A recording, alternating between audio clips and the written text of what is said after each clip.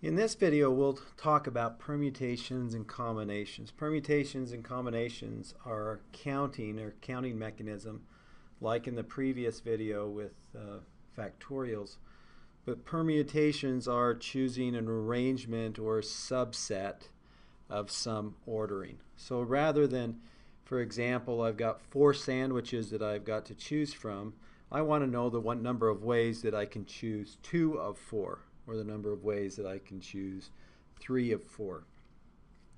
A permutation is a factorial where all the items of the group selected are in the group. A factorial is a permutation where all items are selected in the group. A permutation is selecting objects from a pool where order is important. And that's the big key here, is the idea that order is important, where a combination order is not important. So we use permutations when selecting subgroups from a pool. I often wonder why it takes so long for my daughter to get dressed in the morning, and it stems from a permutation. If she has a number of items that she can choose, and she has to choose a selection from that, for example, a shirt and a jacket and pants and a belt and shoes and socks, there are many ways that she could get dressed in the morning, and that difficulty in picking which one adds time to her getting prepared in the morning.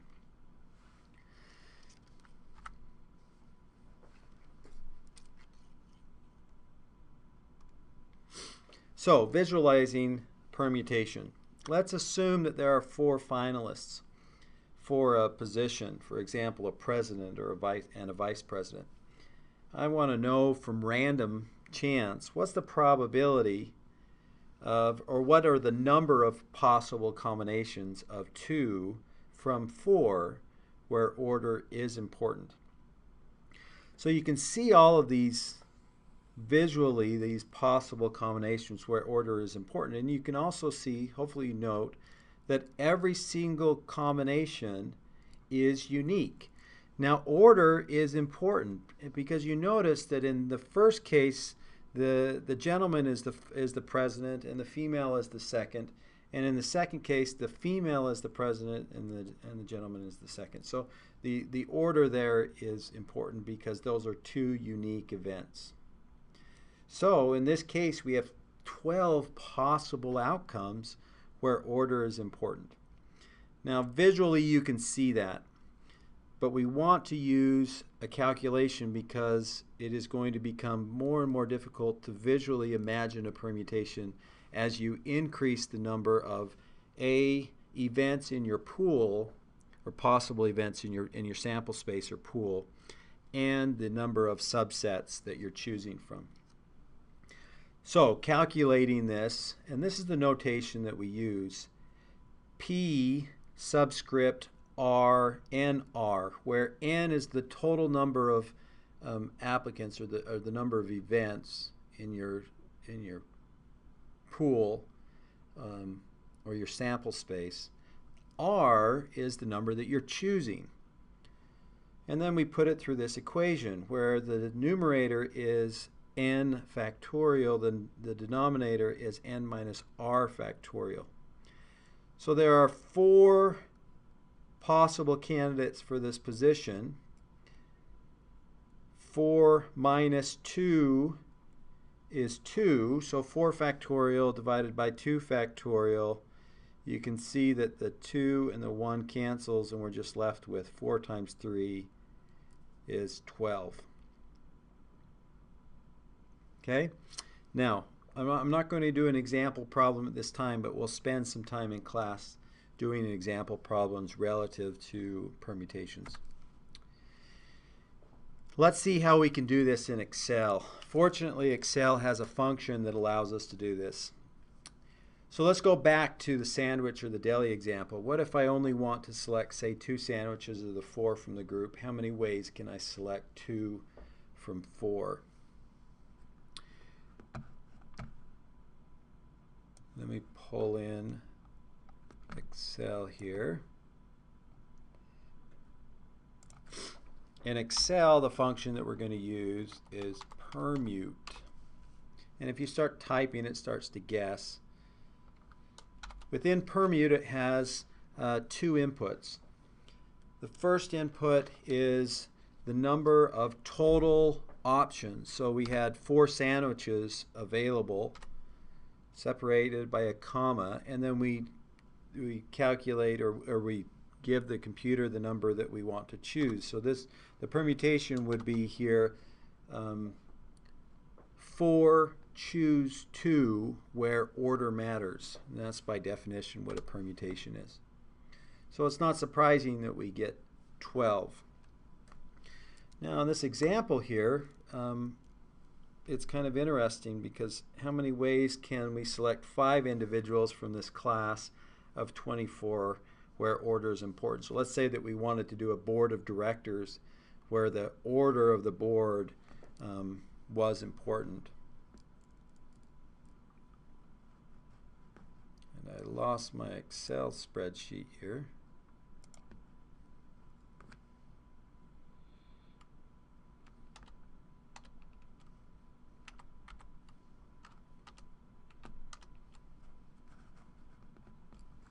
You have to excuse me for just a moment while I pull this up.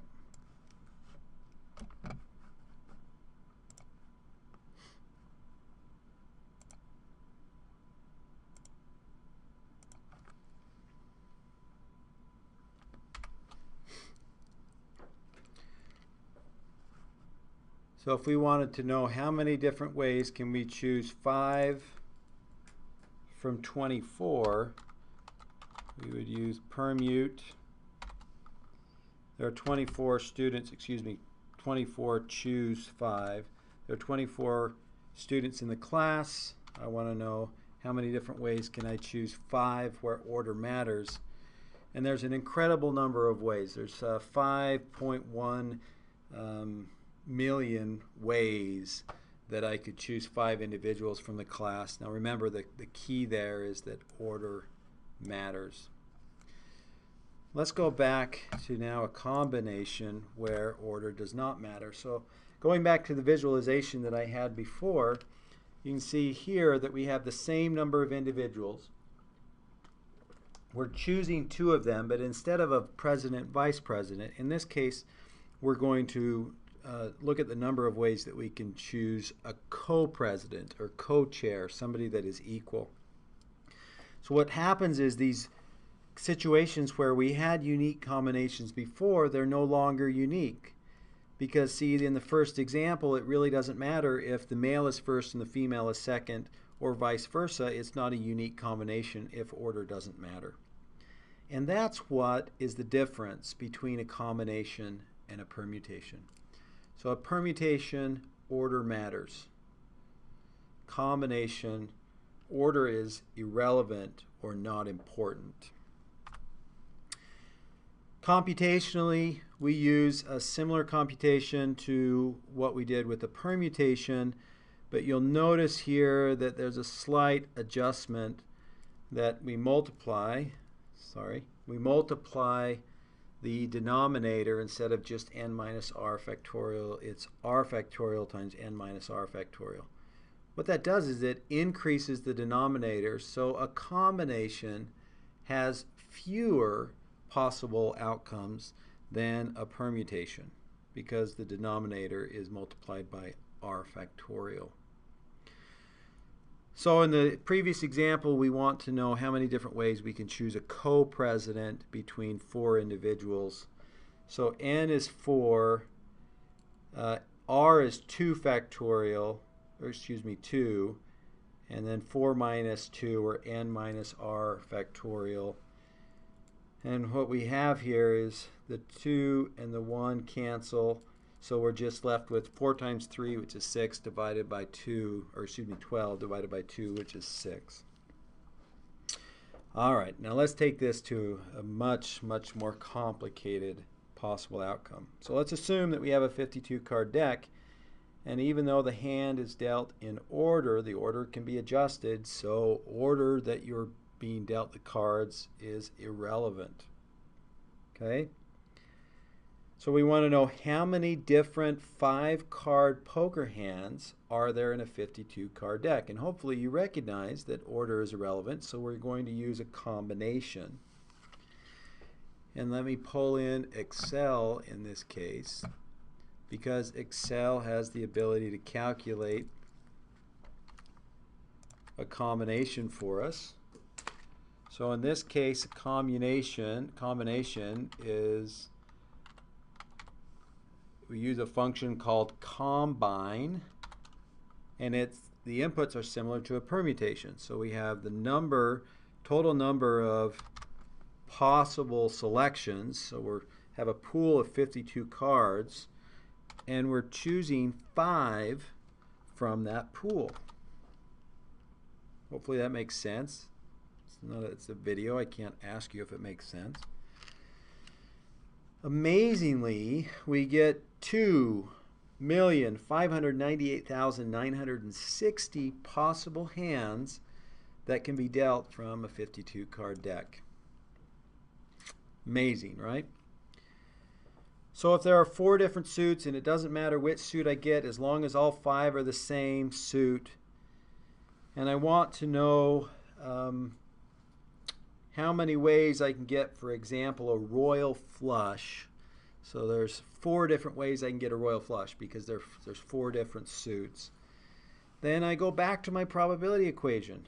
The number of things I'm looking for, a royal flush. Well, there's 4 ways I can get a royal flush. Total number of ways that I can be dealt 5 cards. Let's pull that back in again. So the probability, let me write this out for you so that you can see. Probability royal flush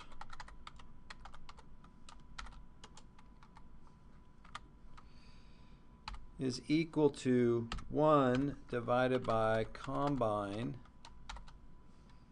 52, choose 5. And that's an incredibly small number. How small is it? I don't think we can even see it. Let's put it in terms of a percent and increase the number of decimal places. So the probability of getting a royal flush dealt to you is a fraction of a fraction of a fraction of 1%. The probability is just so incredibly small. So that's a combination and a permutation. And let me re-emphasize. Combination, order does not matter. It is irrelevant. Permutation, order matters. Computationally, they're slightly different, but they capture the same idea that you're choosing a subset from a pool or a sample space that is much larger, or at least larger.